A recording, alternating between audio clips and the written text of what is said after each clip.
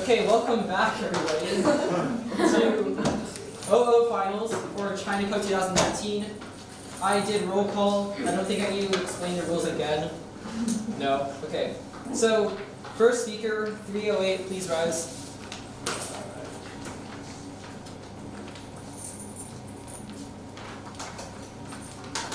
Okay, whenever you're ready.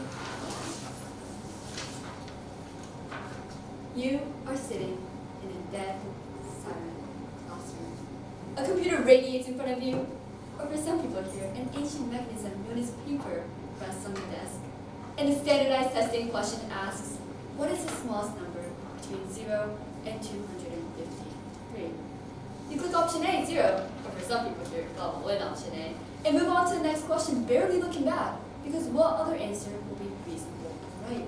Why bother asking or even questioning the value and worth of 0?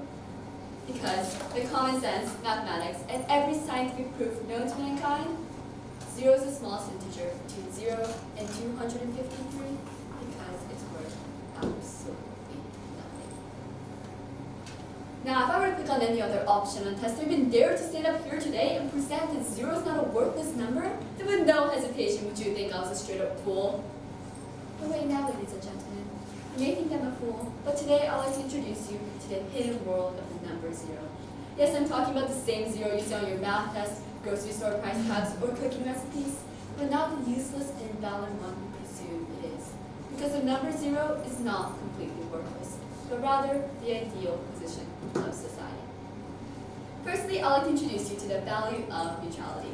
In today's world, society is continuously in conflict. It is constantly in motion, rocking left and right between the issues that surround us, swinging in midst of the Democrats and Republicans, liberals and conservatives, pro-life and pro-choice. But from history, ever since mankind stepped onto the face of this planet, there's never been a time where the human population stood still. Still in balance between the different ideas, views, perspectives, or in other words, still in the position of 0. But what now is so special about the position of 0, you might ask? Well, according to the mathematical roots, it is the only number out of billions that is neither positive or negative, making 0 a neutral and balancing number. Or in the context of society, the position of 0 is in which it does not fall on the either side of the extremely opinionated spectrum when it comes to political, social, economic, or any other issues that we face. And with the number 0 not falling on either end of the extremely opinionated spectrum, it has the power and magic to appreciate and balance two conflicting views. But the position of 0 is not so common in today's society, especially nations constantly divided, strictly speaking, America. You see, America has this thing about guns that they just can't seem to grasp. On one end of the spectrum are the passionate victims of the Parkland shooting, the March for Our Lives movement that arose, calling for the banishment of guns. Meanwhile, on the other end of the spectrum, you have the thousands of civilians against gun control and pro-Second Amendment. But why is it that in a world of 7 billion people, that there never seems to be a major group standing in the position of 0 to balance or compromise the conflicting views? Well, it's because in 2019, 21st century, in this upcoming generation, we praise the extreme activists. We praise the Parkland kids, the March Never Again movement, and we worship them for taking charge. But is listening and leaning towards one extremist the way to make change? Because in the end, the Teens Are Right means the same as NRA. Both are extremists in the sense that they don't hear or do much but state their extreme opinion on every news, media, book, and merchandise. Not even attempting to listen or compromise with each other. Now, the definition of a peaceful society where there's no conflict driven from a difference of opinion yet fails to exist. But every extreme opinionated individual slowly begins to put themselves in the position of 0 to compromise and balance such conflicting views, then maybe we'll begin to see a turning point in society. Now, a second wonderful property of the number 0 I'd like to next introduce you is that it is also a reset number. Meaning that if I press number 0, whether it be on the calculator or on the scales, it automatically goes to a point in which it clears itself of all previous data, making it a reset position. Or in the case of society, the position of 0 is in which we clear ourselves of our previous judgments, or in other words, reset our minds free of prejudice. So let me explain. As we mankind go on with our daily lives, as I walk to the grocery store, as you head off to work, we're subconsciously judging every action, words, appearance that others around us make. Yes, sometimes they're judged before they can look, here. This is all due to prejudice. You, me, every single one of us here today has prejudice. But not many of us are willing to admit it. In fact, so many of us are grudgingly unwilling that thousands of psychologists spent years studying this issue. On their account of their research, they asked people who believed they had no prejudice this exact riddle. A father and a son gets in a car crash and are rushed to the hospital. The father dies. The boy is taken to an operating room, and the surgeon says, "I can't operate on this boy because he's my son." How is this possible? Well, according to the results, 40 to 75% of people could not solve this riddle because they were unable to imagine that a surgeon could be a woman. The surgeon was the boy's mother. Because of the harmful prejudice of women in the workforce, our minds subconsciously grasp our idea that women are entitled to the same job as men, such as being a surgeon. Prejudice not only moves a society far from the serendipity of number zero, but also creates the false opinions built upon false judgment. So if you ever called out for the unfairness of race in the media, discriminatory in college admissions, or bias towards sex, then maybe it's time for us all to put ourselves in the position of zero and reset our minds free of prejudice, because the chances are we all judge before we see. So ladies and gentlemen, as you go on with your daily lives after this, as you see road signs or anywhere you encounter the once so worthless number zero, let it act as a reminder to put ourselves in that position so we can learn to find a balance between our extremely separated opinions, but also so that we individuals can take on the challenge of resetting our minds to a position free of prejudice. So the next time you're sitting in a dead, silent room, and the standardized testing question asks, what is the smallest number between 0 and 253? Question to yourself, what really is the value of 0? Now, I may be a fool for spending 7 minutes questioning common sense, but in a world filled with extremists and prejudice, it is no longer the worthless number, but rather the ideal position of society. Thank you.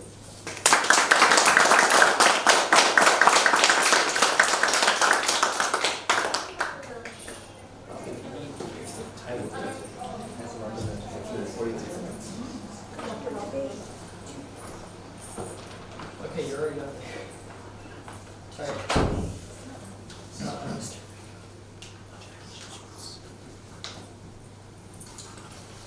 Can I reset? Okay, whenever you're ready. Yeah. I've got to start and I'm going to. Okay. More girls have been killed in the last 50 years than men were killed in all the battles of the 20th century.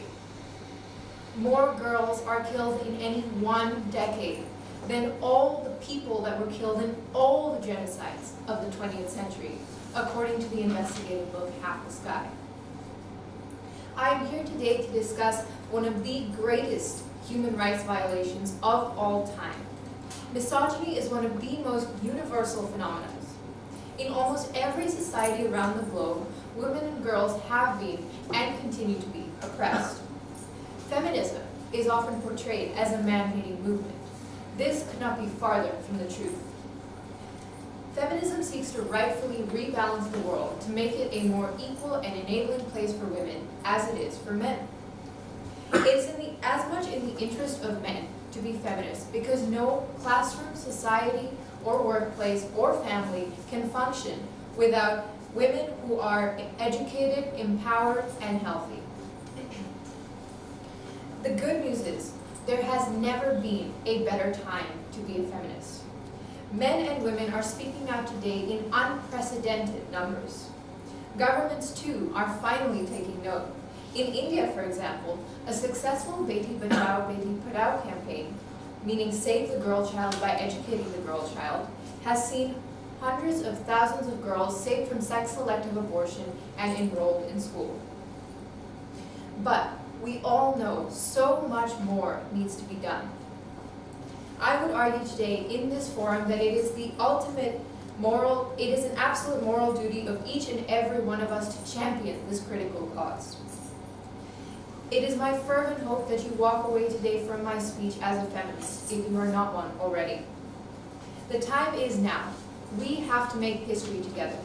The Me Too movement is relentlessly exposing patriarchal abuse. Heads are rolling. Politics is changing. A tidal shift is underway. While being optimistic, we must acknowledge that the road is long and hard. The oppression that women face today is monumental. Consider this. Around the world, especially in developing countries, 750 million women were married before they turned 18. 100 million women are trafficked globally, and sex trafficking is the fastest growing crime in the world. Not to mention that the average age for a girl to enter into prostitution is 13. Take a second to fathom that. This is precisely what feminism is addressing today, and successfully. In most countries, we have won suffrage, the right to work, the right to bodily autonomy, the right to divorce. We have made progress that we can be proud of, but we still have a long way to go. Now, you may be thinking, all right, women definitely face immense challenges in developing countries, but what are feminists in more economically developed countries complaining about? According to the Census Bureau of Hong Kong, only 11% of companies in the SAR have a female director. According to the FBI, 12,000 American women were murdered by their intimate partners from 2001 to 2012.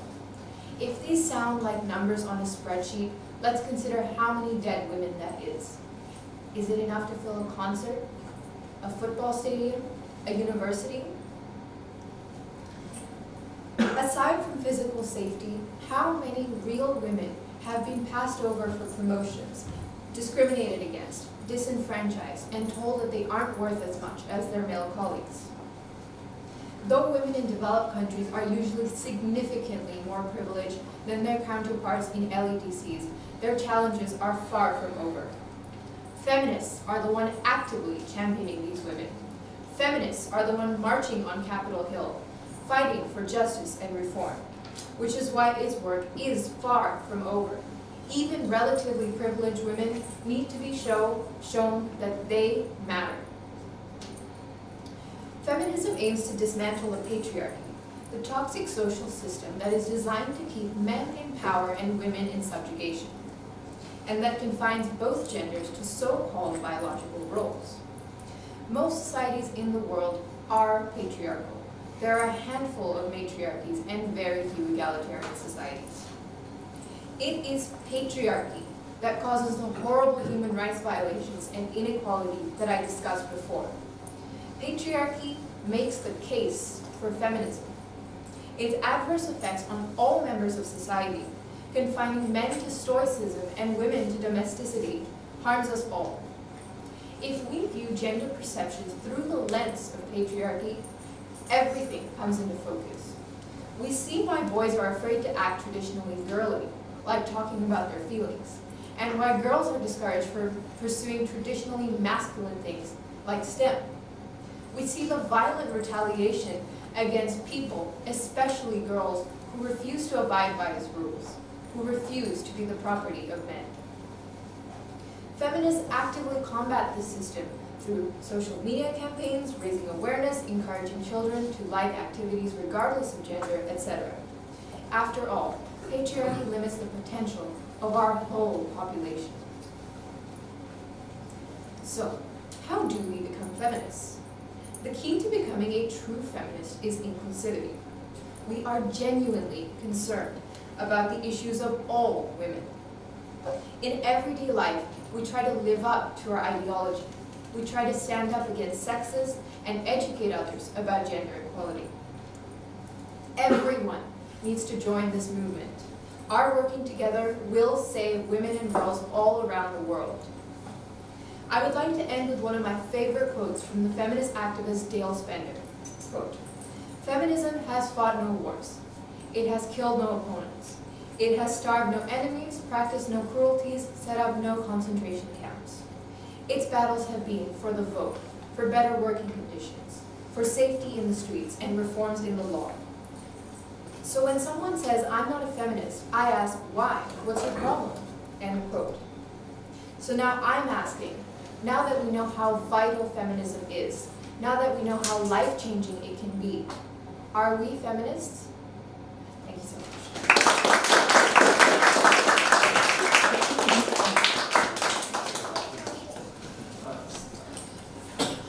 Okay, now I would like to welcome the next speaker, who is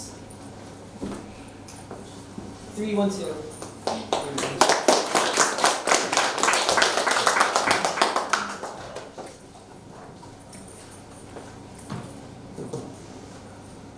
Sorry, you're ready. Have you ever seen a typical teenager's bedroom? As soon as you step in, the first thing you'll see will be posters plastered across the room of their favorite singers performing on a stage, favorite basketball players dribbling between their legs, and perhaps some shirtless photos of their celebrity crush with their concrete abs full on display. My bedroom is just like that. I have 4 posters of my favorite K-pop band called iKON and 2 of my dearest Ed Sheeran. These posters have been up longer than 4 months, but I still feel delighted to look at their wonderful selves. Regardless of age, there are a number of people like me in the world. Think about it. What do you do in your spare time? Most of you will go on YouTube or other social media and watch videos of your celebrity crush. And even if you don't have one, you'll find yourself looking at famous people as they are literally everywhere. TV shows, music videos, and even some random advertisement between YouTube videos. Media has become so easily accessible that we're susceptible to being heavily influenced by popular culture. These influences are so powerful that they can even negatively change our values and priorities. In order to protect our values, we need to understand why so many people are preoccupied with celebrities and their influences on the individuals of the modern society. The biggest reason why people are obsessed with celebrities is admiration. People admire them when celebrities have achieved something that they haven't themselves. For example, you might like Ariana Grande because she sounds perfect while she sings, while you sound like uncontrollable car tires in a car park.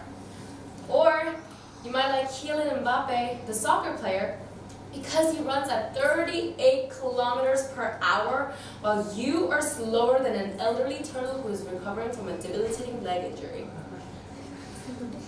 Unfortunately, in the world full of discrimination against non-attractive people, celebrities are looked upon for having more appealing and idealistic physical traits than general people. However, there's a big flaw in this type of admiration.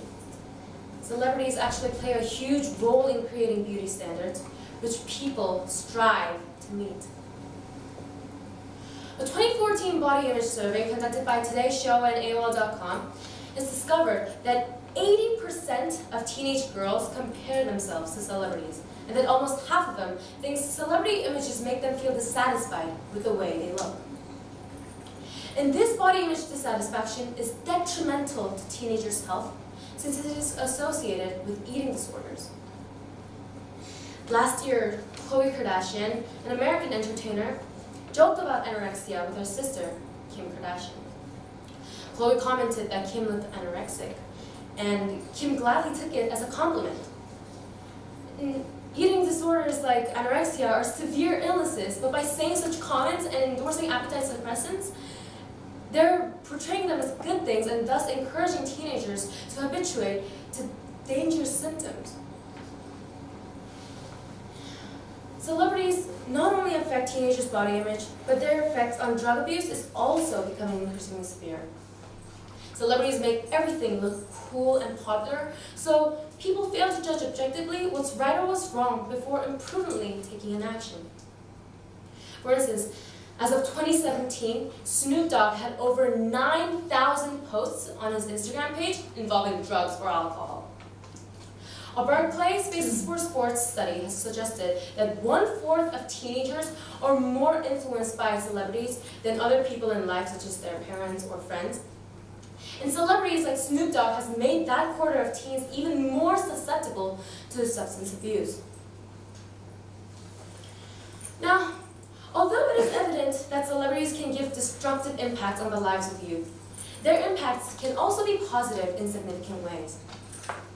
Many stars have succeeded without being discouraged by adversity, and once people become aware of this, they build even more profound connections with it.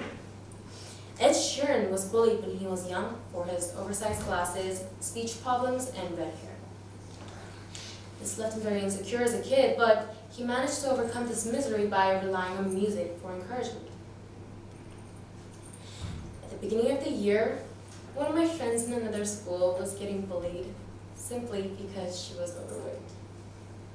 She called every week crying, asking for help, but I just didn't know how to help her since bullying was not what I had experienced, and I was afraid that I would say something foolish. So I told her about Ed Sheeran and how he was also bullied when he was young for his physical traits.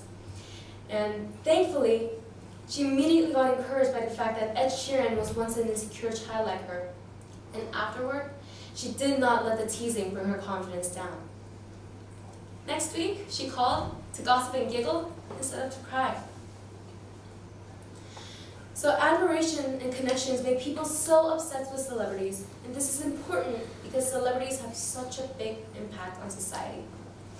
Since we are prone to being influenced by popular people, we need to be always mindful of the negative influences that we might get from them. To do this, we must keep our own set of values, acknowledging that the lives of celebrities are different than ours. If you find yourself becoming similar to one of your favorite celebrities, think, have my priorities changed from being who I am as a student, parent, teacher, or whichever occupation of yours, to trying to mimic what celebrities are doing? Remember, celebrities should only inspire, encourage, and entertain you. Do not let what they do be the standard for your own judgments. Thank you.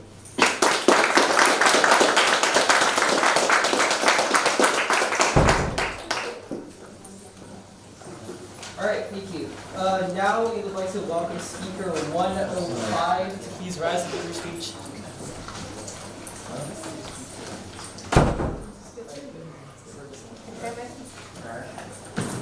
No?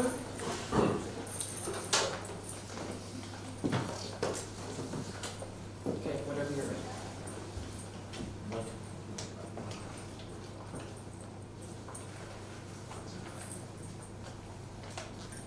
As a little girl, I played with Barbie dolls like most kids.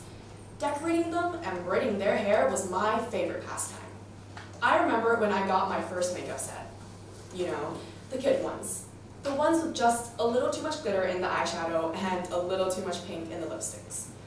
For 6-year-old me, those two things were the pinnacle of beauty and the only world I knew. Now I am 16. I live in a world where technology is developing rapidly. To most people, technology mostly pertains to far-off events like sending a man to the moon. To me, I think technology is most impactful when it shapes the daily lives of regular people. Like most people from my generation, I scroll through my Instagram feed, snap pictures, munch on snacks, while watching the latest shows on Netflix and YouTube. And from what I can see, this has led to a cycle and culture of glamorization. While looking at perfectly captured photos of seemingly perfect lives, I can't help but compare myself to them. Today I'll be talking about a topic undergoing debate in recent years due to this rise in technology and beauty. With the increasing development of technology, cosmetic surgery has become more abundant and accessible. I now live in a world where cosmetic surgery speculation is plastered on media, where double eyelid surgeries are given to teens for their birthdays as presents. Today I'll be speaking about what this entails and why cosmetic surgery should not become glamorized nor normalized. Because learning to love yourself is where happiness starts and self-doubt ends. Along the way, coming to this bold conclusion, I was faced with heavy opposition. People often told me that cosmetic surgery makes you more confident and helps you precisely to learn to love yourself. This argument can be seen everywhere. Walking through a mall, you may see an advertisement with a gorgeous woman in a power pose, empowered by her fresh new face. A couple $100 for double eyelids and happiness? What a deal, most would think. But I would respond differently. I would argue that cosmetic surgery doesn't bring you authentic confidence. What is confidence? It's easy to say you're confident when you're the beneficiary of most social norms. But it's harder to say you're confident when you're on the losing side of it all. And that's what true confidence is. Despite your perceived imperfections in the public's eyes, you still feel like you're enough. You still learn to love yourself. And so, if you pass this round of life by making yourself more beautiful, you haven't actually learned to love yourself. You just avoid the process, instead filling the gap with, well, fillers. If you still don't believe me, I would tell them, look at the hard facts. A study done in 2012 tracked more than 1,500 girls over the span of 13 years. Among these girls, the 78 participants who underwent cosmetic surgery were more anxious and depressed, showing how there is a direct correlation between true happiness and cosmetic surgery. So I would say a couple $100 for a fresh new face, yes, but not a fresh attitude. Another common argument is that our technology is advanced enough for us to undergo cosmetic surgery safely. These people will point to hotshot celebrities and before and after pictures sensationalized by the media. However, the supposed successes of cosmetic surgery is simply an illusion. Firms that provide cosmetic surgery services, of course, would only show the great rebirth of someone, and not the line-by-line medical contracts that list out pages and pages of possible risks that come hand in hand with a shot at beauty. Recently, a woman named Ting Wei Kun went on a Chinese TV segment, I Am a Speaker, telling her brutally honest story about her relationship with cosmetic surgery. She, a victim of depression caused by childhood bullying due to her unusually large breast size, fled from clinic to clinic, hoping to reduce her breasts. When all clinics turned her down and all hope seemed to be lost, a Korean company approached her, offering to both reduce her breast size while reforming her face, promising to later debut her as an idol. She, haunted by the lack of self-love, agreed. Unfortunately, the surgery failed, and her face was left mutilated. She later partook in 17 different surgeries, most of them to fix past failed surgeries. To her, failure is a very real outcome, not just a warning sign. What truly stood out from her presentation was her warning to everyone that yes, failure is real, and if you're not ready to accept that, don't partake in it. If you want the perfect chin, be ready to potentially lose your ability to chew. If you want the perfect face structure, be ready to have 12 bolts forced into your skin. And if you want the perfect eyes, be ready to potentially close them forever. The fact is, I think few people in this room can say they're ready for all of that. And yet, most crushing of all was the despair in her eyes when she spoke about the isolation she felt from her friends and family, and her utter hate towards herself. Cosmetic surgery is not safe. Finally, when I told my friends and family that I would be talking about cosmetic surgery in a forensic competition, they were frankly quite confused. They all asked me what was the message I wanted to send. I told them that cosmetic surgery is just a representation of a bigger, more important subject, which is self-love. In our modern day world, our technology is developing rapidly. Of course, this comes with many, many benefits, but it also means that there are now more and more platforms for people to spread hate and negativity. This means increasingly so, we must learn to love ourselves. That would be the only way we can survive through the harshest battlegrounds of debate, dodge the most lethal words with our happiness still intact. So, at 6, I was excited to open up my first makeup kit. Now, at 16, I am even more excited to be a part of a movement where cosmetic surgery is just an opening for us to send the best message to all generations and all corners of the world that it is time to love ourselves. Thank you.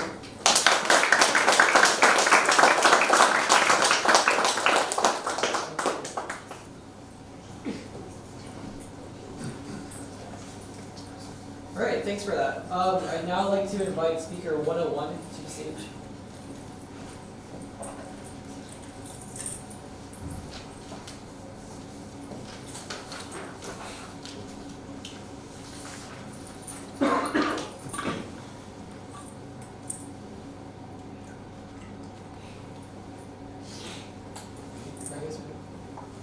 Okay. was a small child, on the first day of school, my teacher would always have us fill out getting to know you sheets. I would meticulously fill out every little box in line, favorite food, favorite color, until I would finally reach the part I was dreading, the hobbies section. My mother had explained to my 5-year-old self that a hobby was something you woke up every day excited to do. Back then, I could get away with saying that my hobbies were playing in my toy kitchen and watching Dora the Explorer. But by the time I reached adolescence, that was not cute anymore. Don't get me wrong, my parents did, as many do, try to instill hobbies in me from an early age.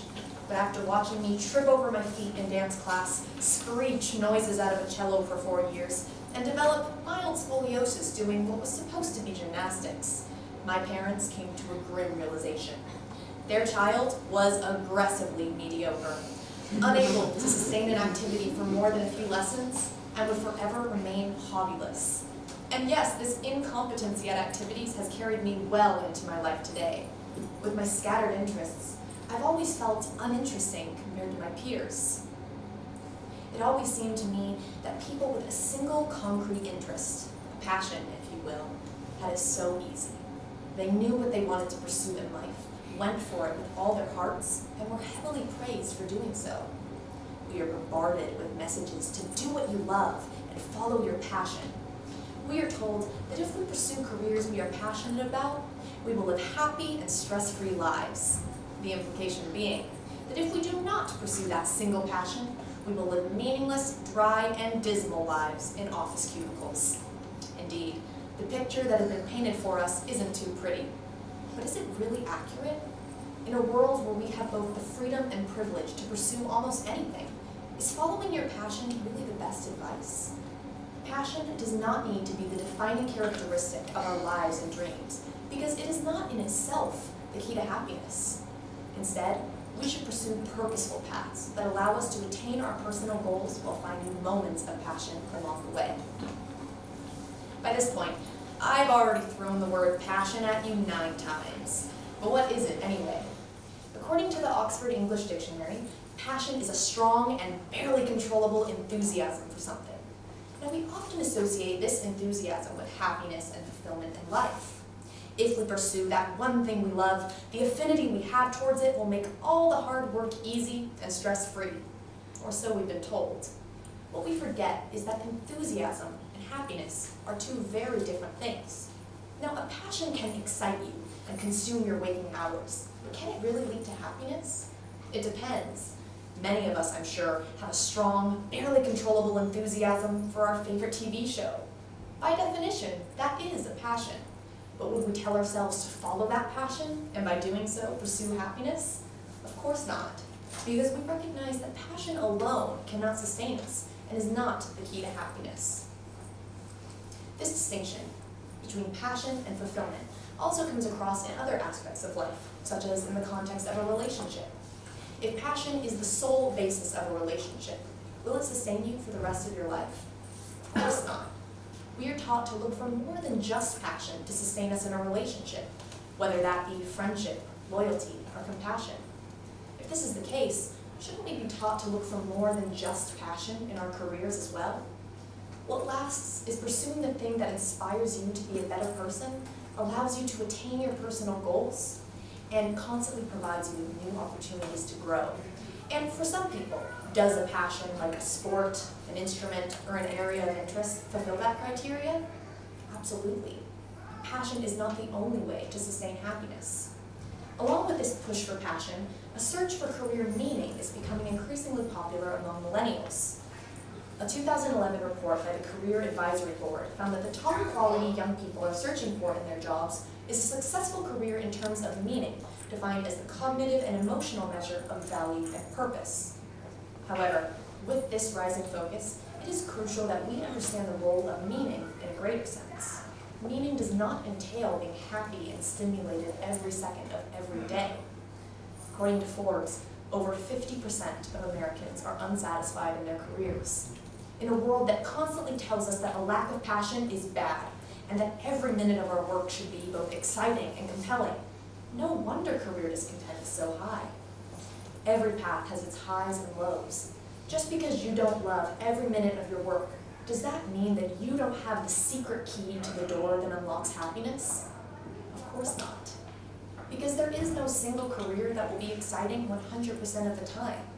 Even people that love their jobs have days where they don't want to get out of bed. Instead of seeking the elusive dream of continuous enthusiasm, we should pursue purposeful paths that allow us to find moments of passion along the way. People without endless excitement in their careers are not devoid of purpose. To say that you must follow a single passion to have a meaningful life not only comes from a place of a lot of privilege, but is also highly individualistic. To say that people who work in fast food restaurants and office cubicles have meaningless careers is simply untrue. A single parent might not love working 8 hours a day plus overtime for minimum wage, but can find purpose in providing for his family. A bus driver might not love bus driving, but can enjoy interacting with people from all walks of life. A teacher might not adore grading papers, but can gain purpose and fulfillment by shaping the minds of her students. So, passion is not some grand path that we need to find and follow in order to conquer happiness. Instead, career happiness and content depends on our ability to invest in positive goals, connect whatever we do to purpose and service, and find moments of passion along the way, instead of viewing passion itself as the way. Now, if I were to give any advice to my hobbyless 5-year-old self, it would be, don't sweat it, kid. Your classmates who think that their current hobbies will propel them to becoming pro athletes and prima ballerinas will come to this realization too, just a little later. Thank you.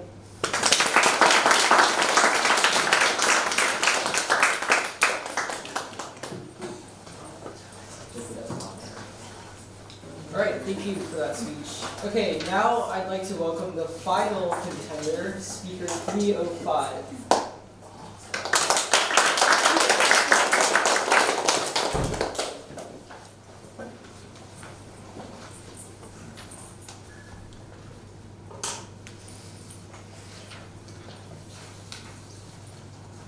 It's a sunny, windy day in South Dakota. You and your friends are playing a game of catch by the pool. Your friend looks at you and he yells your name, and a sudden burst of adrenaline rushes through your body. Your wet feet slap the cement and your arms power back and forth as you rapidly begin to pick up speed. With all your might, you jump. The ball is thrown. With outstretched arms, you can almost feel the warm leather smack against your palm. But just as you see the ball, you break the surface. As you plummet, you realize that you've made a grave miscalculation. Your head hits the floor. But the next thing you know, you wake up from your oblivion sitting in a comfy armchair. You look around and one thing catches your eye, an electric piano all the way across the room. Now, you've never actually had any practice in playing the piano, or any other instrument for that matter, and you've never shown any interest in music at all. And yet, you feel drawn to that bland keyboard sitting atop a skinny pedestal. You sit down and place your hands on the board. Without thinking, they move, floating across the keys, melodies streaming out of the speakers, music so beautiful that tears form in your eyes. What you just imagined was the phenomenon that turned Derek Amato from someone who taught others how to sell products for a living to a professional piano player with just a knock to the head. Savant syndrome, a term used to describe the condition in which those with autism are able to demonstrate proficiency in skills far in excess of what should be possible for them. However, although savant syndrome is typically associated to those with autism, about 50% of those with savant syndrome have actually acquired it through central nervous system injury, or in other words, damage to the brain through physical harm or disease. Today we are going to look at the extraordinary circumstances in which savant syndrome is activated and how we as humans can possibly obtain the key to it all. Now, savant syndrome has actually been apparent for quite some time, Even Edward Muybridge had it, a man from the 1800s who pioneered motion picture projection. As well as that, there's the aforementioned Derek Amato, who hit his head on the pool floor, Orlando Sorrell, who was hit in the head by a speeding baseball, and Jason Paget, who received multiple kicks to the head during a brutal mugging. And due to each of these head injuries, each received newfound talent. Orlando Sorrell received the unmatched brilliance in his ability to calculate calendar dates, while Jason Paget received the ability to draw intricate fractals from nothing. Now, I don't know about you, but these seem pretty game-changing. I mean, from now on, whenever someone asks Orlando, "Hey, what day was October 4th, 1987?" Instead of saying, "I don't know," he can smugly say, Well, by my calculations, a Sunday. "I know, amazing!" I mean, Savant Syndrome really did provide savants with exceptional skills. So, what was similar between all these situations? The answer is that they all received damage to the left front side of the brain, known as the left frontotemporal hemisphere. But the brain managed to rewire it. If it's confusing, you can imagine it like this. One day while in art class, you spill paint all over your favorite jean jacket, completely ruining it. However, instead of going out and buying a new one, you decide to use the unused sweatpants in your closet to make one. Although you lost a nice-looking jean jacket, you gained a much warmer and more comfortable sweatpants jacket. Much like this, when the brain is damaged and certain social, verbal, and behavioral skills are lost, the brain gathers unused parts from the right hemisphere that have newfound benefits. Of course, despite there being very impressive skills gained, the negative side effects have made acquiring Savant Syndrome undesirable. However, as I hinted to earlier, there is a way that we can possibly obtain the Savant skills without experiencing the same effects. Scientists such as Alan Snyder proposed using electrical shocks to temporarily inhibit the link between the left hemisphere and the central nervous system, essentially turning it off. And while this left hemisphere is asleep, the right hemisphere, which provides most of the savant skills, is forced to overcompensate. A device that actually derives its base off this idea is literally called the thinking cap. By placing electrical conductors on the face, electricity is centralized onto the central nervous system. Basically, it works as a gadget that will allow you to become smarter for a short period of time. Using this, you'll not only be able to solve harder problems, but it'll even provide you with a creative spark. So, what is the takeaway?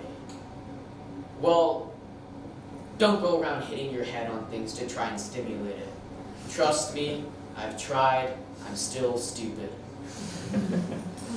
But as we move on with our lives, it is important to be wary of the future. As our understanding of savant skills increases, so too will the efficiency and effectiveness of products such as the thinking cap. Savant syndrome, which was once thought to be undesirable, may very well be fundamental in the advancement of our society. With savant skills, walls will be broken down, intellectuals will become geniuses, the impossible can become reality. Of course, it is important to be wary of our future, of what is to come. Because with these savant skills, not only will we be able to propel ourselves forward, but we will also be able to cut the restraints holding us back. It is time to let the world know of savants, because they are the key to our future. Thank you.